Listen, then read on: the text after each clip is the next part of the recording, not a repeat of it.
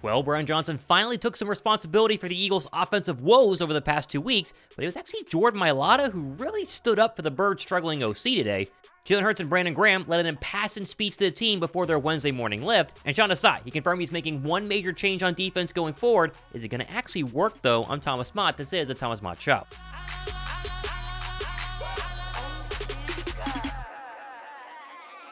Okay, we can all agree there have been plenty of issues going on in Philadelphia over the past couple of weeks, but you can't help but laugh at one Eagles fan blaming the Philly Special Christmas album for the Birds' recent struggles. Honestly, credit the fan for coming up with probably the wildest take on why the Eagles have actually been bad the past couple of weeks, although it kind of falls flat on its face because the Birds recorded the Christmas album back during, summer of 2023, so it doesn't make a lot of sense, but thumbs up for him at least trying. And one of the members of the Philly Special Christmas album, of course, Jordan Mailata, he seemed to enjoy this take very, very much. That was hilarious. I've been in Philly a long time, so I knew that was going to come around. I ain't gonna lie to you. I knew that was coming around. So when it did, I was like, you kind of manifested it. So that was funny. I ain't gonna lie, that was funny. Okay, on a serious note, though, Jordan Mailata did tell 94.1 WIP after that quote on the Christmas album that Jalen Hurts and Brandon Graham gave a pretty emboldened speech during the team's morning lift today to help refocus the squad heading into Seattle. The adversity, this is just something that we have to get through. And we can get through it together, and we got to remind guys to stay the path. Mm-hmm. Don't lose hope. This is the bigger picture. We got to paint that message. It can't just be Sirianni who's painting that message. It's got to come from the older guys in the team too, and it's been happening. Even today when we came in, the vets talking to the team. So that's how we get through it, man. We can only get through it together. We got to keep painting the picture of the Super Bowl. How do we get to the Super Bowl? Making the picture clear, taking it this game. We got to execute this game.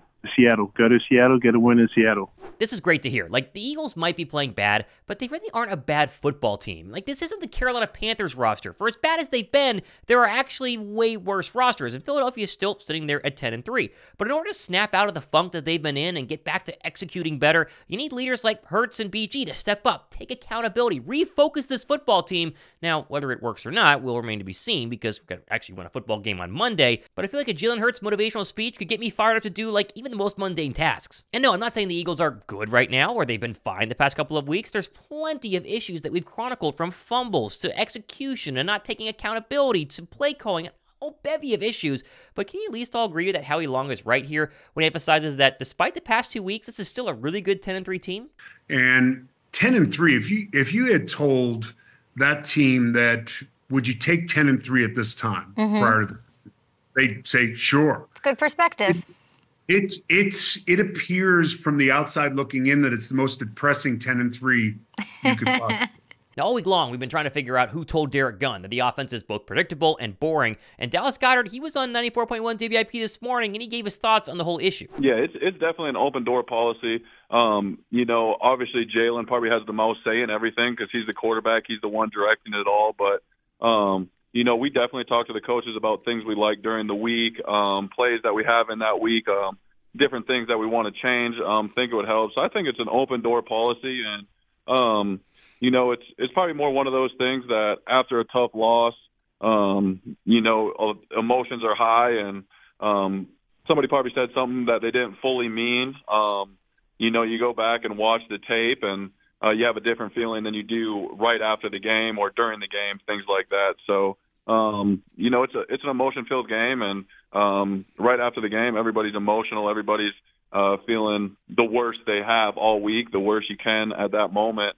And sometimes it's probably better to take a step back and, let your emotions calm down before you make any decisions. But that's not what happened. I don't think it's a big deal, and I think we'll go to work this week and try to correct everything we can. And honestly, he's probably right. We're not at a point where the Eagles are losing the locker room, where Sirianni is going to have a mutiny and they're going to fire him, where the coaches and players are going to come out and say that they just don't believe in the overall system. I think it's more of what happened to them on the sideline against the Minnesota Vikings with A.J. Brown and Jalen Hurts. There was a little bit of headbutting, a little bit of frustration, and guess what? They figured it out. We saw A.J. continue on with probably the best 6-game stretch a receiver has ever had in NFL history. For what it's worth, Mailata actually answered the question as well, and he was kind of surprised that anyone would run their mouth to a media member.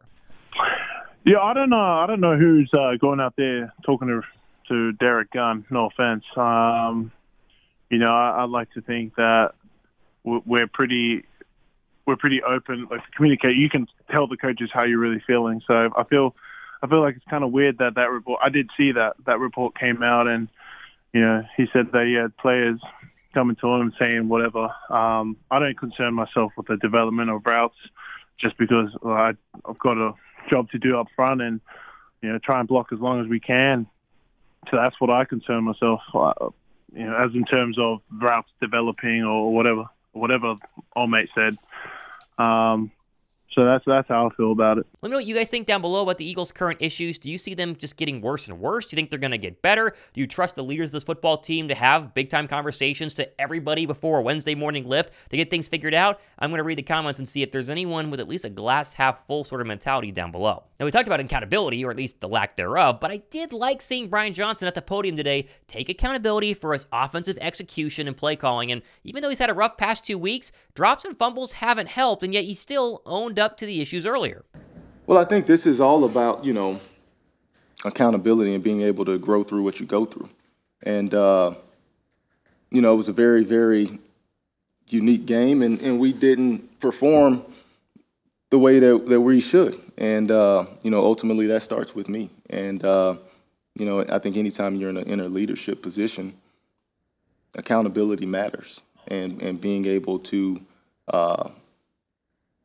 hold yourself accountable, for players being able to hold themselves accountable. I think that's all a part of the process and all a part of continuing to find ways to get better. And, our story isn't completely written yet. So I think for us, you sit back and we're 14 or 15 weeks in or whatever, but, we still got a lot left to accomplish, and everything is out there in front of us. And apparently guys are seeing him make those changes that he's promised would actually come. As Jordan Mailata said earlier, that Johnson has learned a lot since the 49ers game, and that he's done a great job play calling against Dallas. But you can't win games when you turn the ball over and get silly false starts.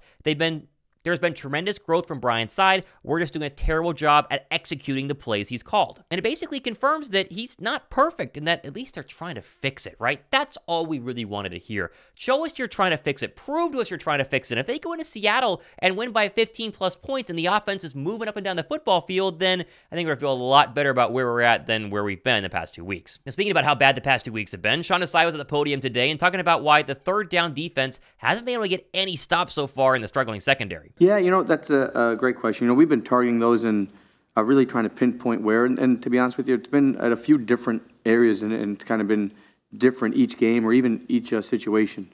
Obviously, it always starts with the play call. You can always reflect and put them in a better situation after you see the play of what the route is and how you want to match that route differently based on the coverage and the system that we got up that week.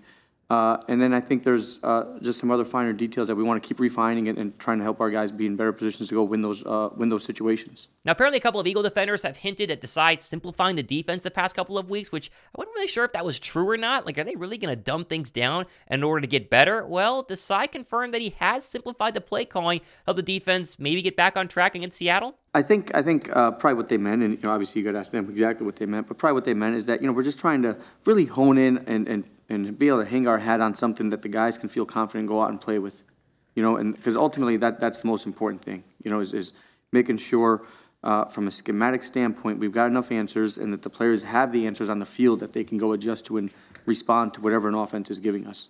And I think we did a good job of detailing that out last week, and we had some spots that we're really effective at, and obviously some spots that we weren't, that we got to continue to improve upon, but we'll continue to build. I can't decide which I'm more worried about. Is it the offense or the defense? I really think the defense is probably where I'm going to be at right now. The offense did move the ball pretty darn well against the Dallas Cowboys, and as I mentioned, maybe 21 points were left off the board with a Jalen Hurts fumble, an A.J. Brown fumble, and a Devontae Smith fumble. But the defense has got to prove to me that they can get off the football field, and they can get off the football field consistently. We've seen moments like second half against the Chiefs, or a couple of drives against the Miami Dolphins, where they have looked really, really good. They look like a top 10 defense. But when you've played consistently really, really bad against the probably best two teams of the NFC the past 2 weeks, and you just can't get off the field, I worry that you're not going to be able to do that the next time you face these guys. And while Seattle's a very good football team and a very good offense led by Geno Smith and a great test to prove that things are starting to change, we're really not going to know if this Eagle defense can hold its own and get those stops against the better teams until we get into the playoffs, whether you're the first round or the second round, or you're number 1 overall seed or a number 2 overall seed, because even though you have still some hard games left on the schedule, if you believe Tommy DeVito is actually that good, you got to be able to prove it against the Niners and the Cowboys, and you won't see them again until at least late December, early January. And we've got plenty more stuff happening in the next couple of days and weeks, including our Wednesday Link Live tonight, 7 p.m. Eastern Time, myself and Josh Davis for a special show. If you've never been a part of our Wednesday Link Live, our 1-hour live show on both of our channels where we answer all of your questions and talk about the Eagles with a kind of free-flowing, fun-form way, you got to check it out tonight. Hit the notification bell down below where you're notified whenever we go live. It's a bunch of fun, and trust me, you're going to want to join every single week once you go ahead and check us out one time. I'm Thomas Mott. On a Wednesday, this has been The Thomas Mott Show.